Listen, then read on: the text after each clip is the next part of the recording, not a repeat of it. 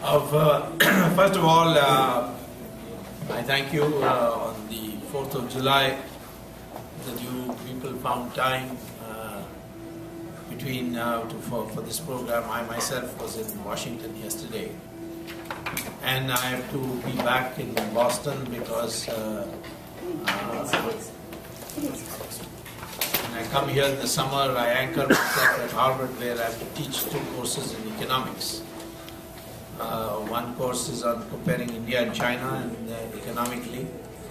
And the other course is on mathematical methods that are used in economics. So both these courses are required courses at Harvard in the fall and spring, and those who can't take it in the fall and spring then come to take it in the summer, which is a compressed semester. So the weekends is where I go out to address the Indian community. And I know you are all busy, come distances, and then on the holiday. So I am obliged. I'm going to speak to you today about India's current political situation. Not in terms of politics, but what are the ingredients of this political situation that should concern us, and how do you rectify the situation? Any discussion about India is like describing a glass with some water in it. You can either say it's half full or half empty. People say, those who say half empty are called pessimists, and those who say it's half full are called optimists.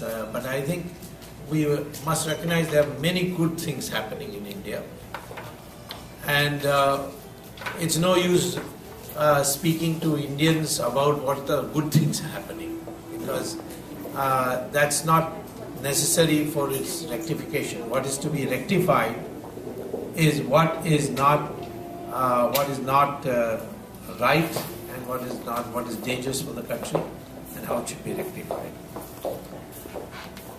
The political situation is constituted in many dimensions.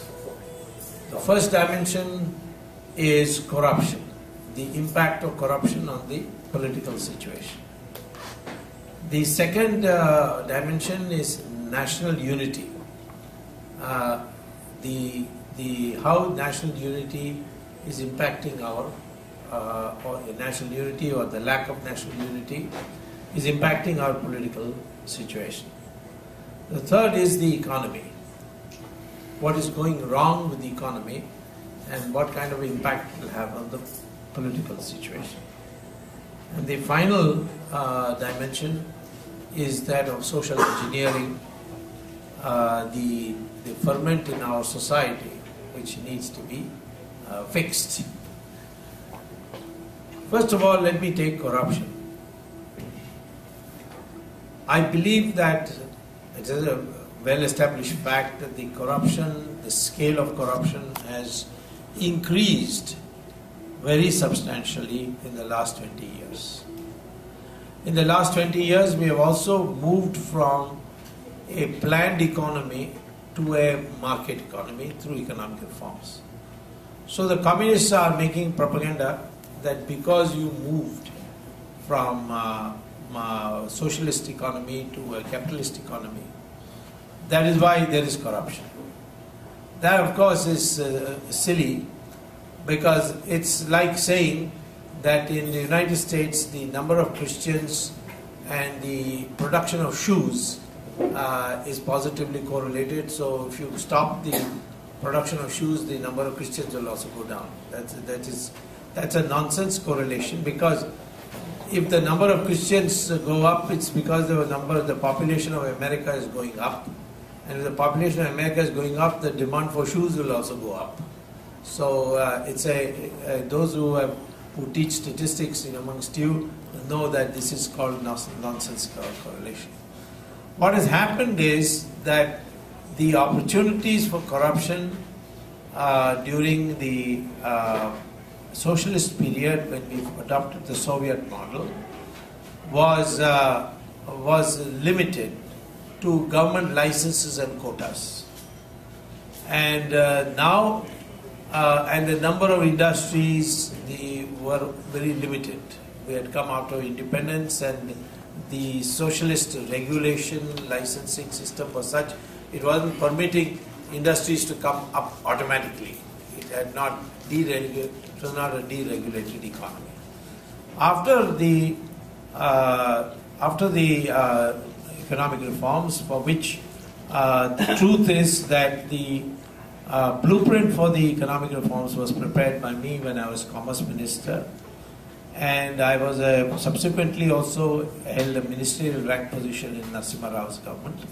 And Mr. Narasimha Rao deserves the credit for having ensured that these reforms are implemented. But the media gives all the credit to Manmohan Singh and not to Narasimha Rao, and certainly not to me. And that's because Sonia Gandhi never liked Narasimha Rao, and therefore she didn't want the credit to go to him at all. And of course she liked me even less, so not at all. So therefore the media management has been so tremendous that Manmohan Singh has got all the credit. And Manmohan Singh, if he was as a finance minister so powerful to bring about these economic reforms, why is Prime Minister is not able to bring any reform at all? That is the question that itself answers why it is not Manmohan Singh. And to the credit of Manmohan Singh, I'll say that he himself has publicly said that the blueprints were prepared by Swamy and Mr. Narasimha Rao implemented it. But the country has given me the credit, and I'm grateful for that. He has gone on record to say that. Now, I'm coming back to this the question that because of economic reforms, our growth rate rose from 3.5% per year GDP, which was the period of 30 years, 1950 to 40 years, 1950 to 1990.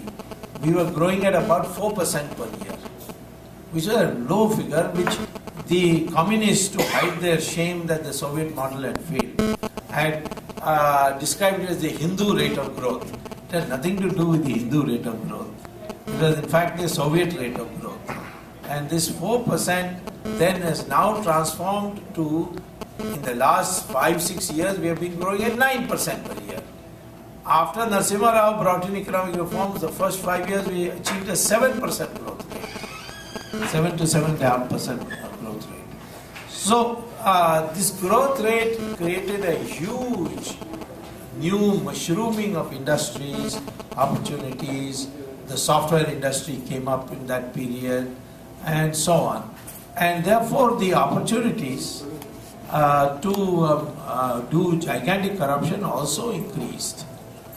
And it is the opportunity not because there is deregulation, but because there are more places to do corruption. That was done. I define corruption as misuse of public office for private gain. You can't have everything as corruption. The congressmen are saying that Ramdev is engaging in taking black money, and therefore who is he to talk about corruption? Now Ramdev takes Dakshina. How is he going to look at the currency note and say this is black money? There is no distinction between white money and black money by looking at the currency. Unless of course it's ISI printed money, then of course you can say, but how, even that is very difficult to find out.